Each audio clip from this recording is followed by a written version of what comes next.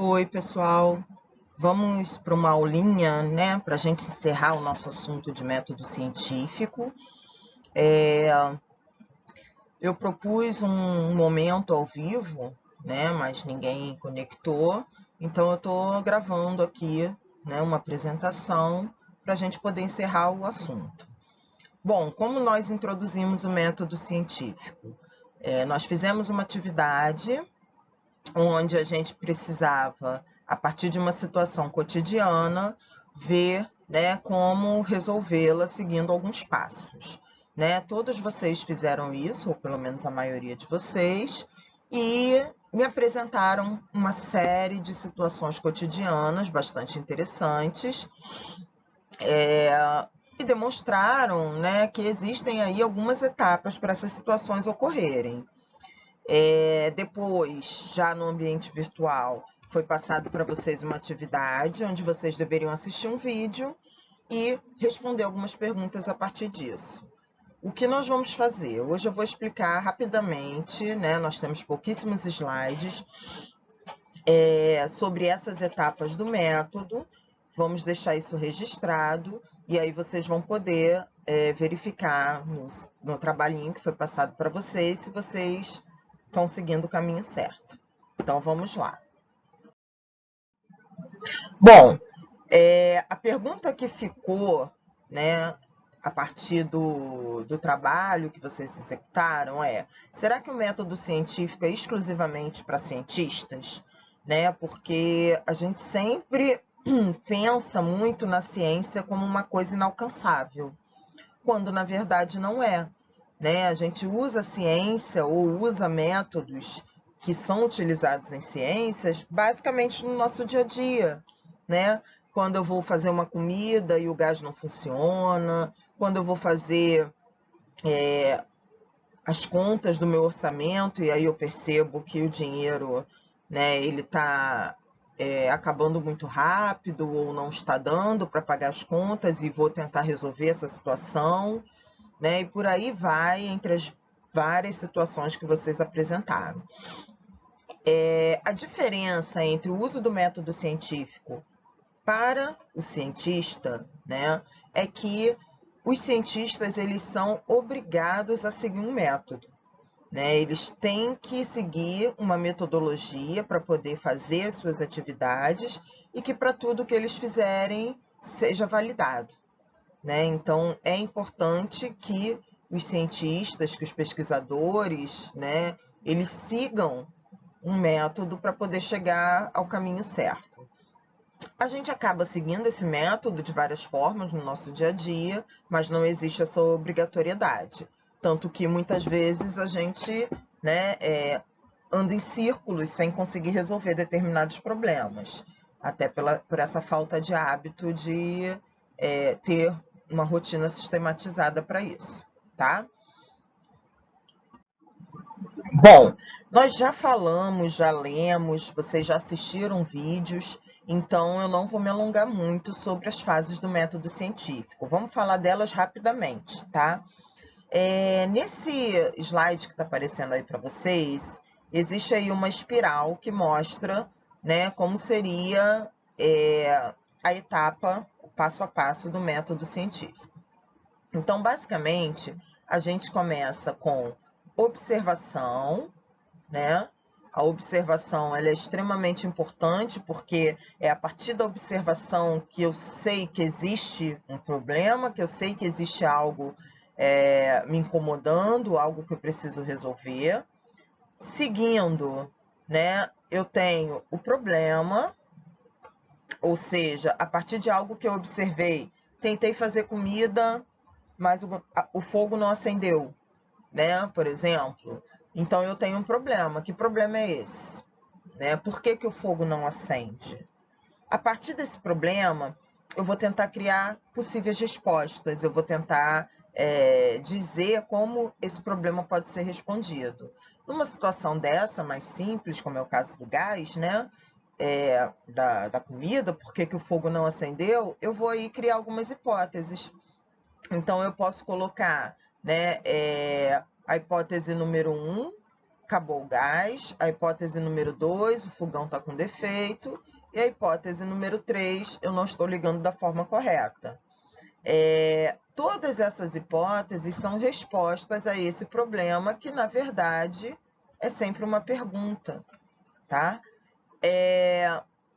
A partir dessas hipóteses, eu vou começar a testar, eu vou começar a buscar saber se essas respostas que eu dei fazem sentido ou não, se essas respostas que eu dei são verdadeiras ou não. Como eu faço isso? Eu faço isso através do que em ciência a gente chama de experimentação ou experiência, né?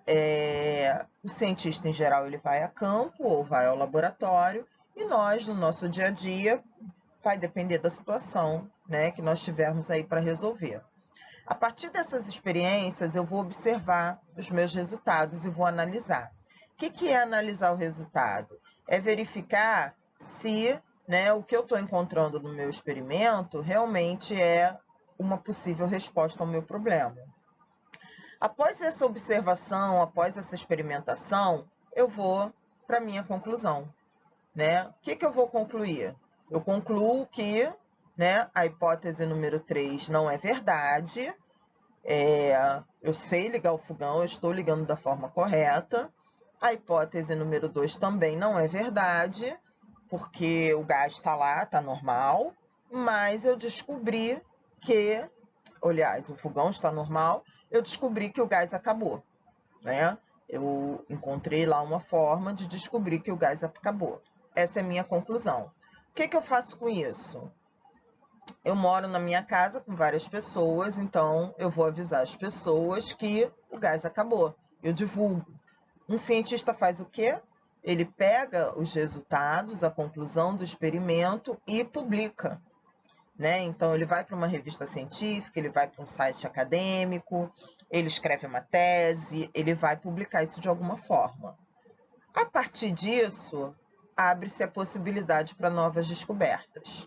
Isso, principalmente nas ciências. Claro que no nosso dia a dia, às vezes, a partir de uma conclusão, a gente também consegue aí estabelecer, né, novas descobertas, novos procedimentos, tá? Então, basicamente, essas são as etapas do método científico. Etapas essas que são resposta para a primeira pergunta lá do trabalhinho que vocês precisaram colocar lá no caderno. Esse aqui só demonstra tudo aquilo que a gente falou de uma forma um pouco mais objetiva, tá? E acrescentando aqui alguns pontos importantes. Então, a gente tem a etapa número 1, que é a observação, a etapa número 2, que é o problema, a etapa número 3, que é a criação de hipótese. Necessariamente, eu preciso experimentar para saber se a minha hipótese está correta. Analiso o meu resultado e vou chegar numa determinada conclusão.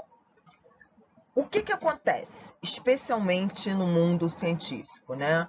Se eu percebo, através de todo esse processo, que a minha hipótese está correta, eu parto para a divulgação.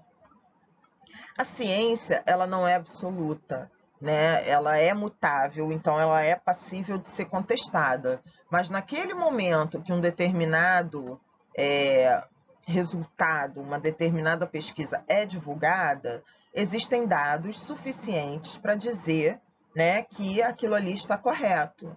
Por isso, né, que contestar a ciência, contestar os resultados da ciência com achismos, né, é uma coisa, né, completamente fora de propósito, porque, na verdade, você vai estar enxugando o gelo, né, uma vez que você não tem como comprovar, né, basicamente, toda vez que a ciência, que um cientista ou um grupo de cientistas passa pelas etapas do método científico, isso requer bastante estudo, isso requer bastante critério, bastante cuidado e, principalmente, esses resultados, eles têm que passar por processo de validação.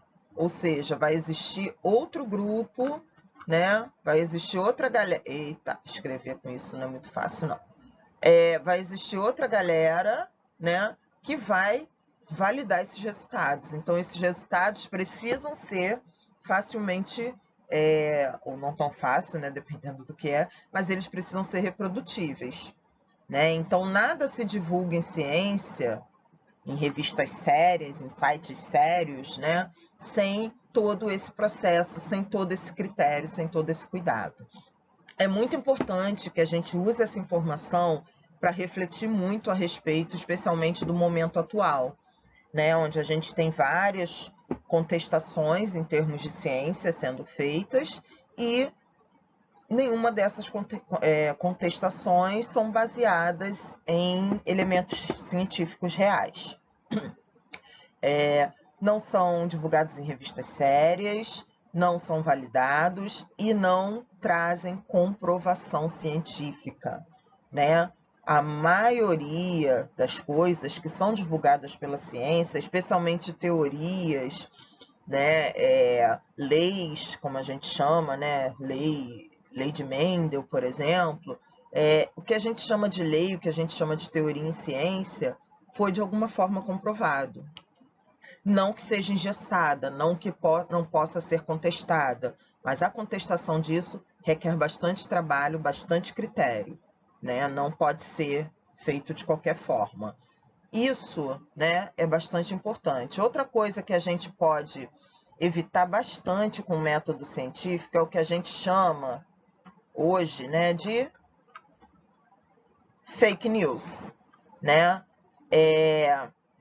A gente evita cair nas fake news quando a gente, né, chega pelo menos aqui na conclusão, né? Quando a gente passa por todas essas etapas. Recebi uma notícia, vi que a fonte dessa notícia não é confiável, é esquisita ou não tem fonte.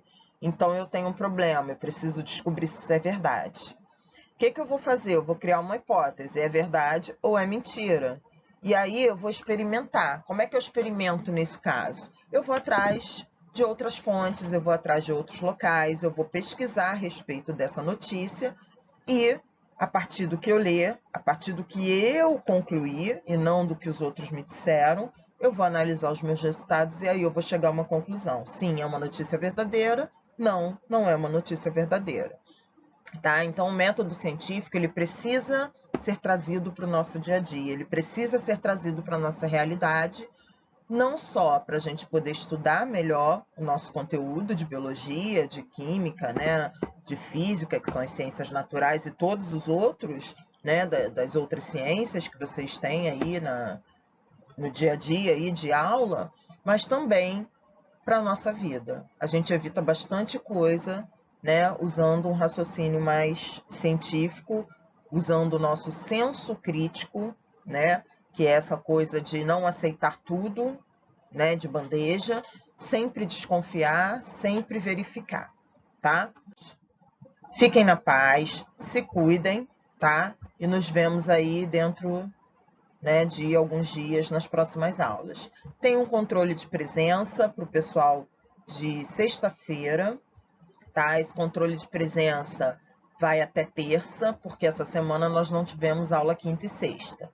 O pessoal de quinta e de quarta, que vai estar recebendo essa aula a partir da próxima semana, né, a partir da semana aí do dia 28, vocês vão ter o controle de presença a partir da quarta-feira, tá? Sexta, acho que é sexta, depois eu confirmo, mas tem um feriado já, dia 1º de maio, na semana que vem, né? E se for um dos dias de aula nosso, nós não teremos atividade, tá? Então fiquem na paz, queridos. Beijos.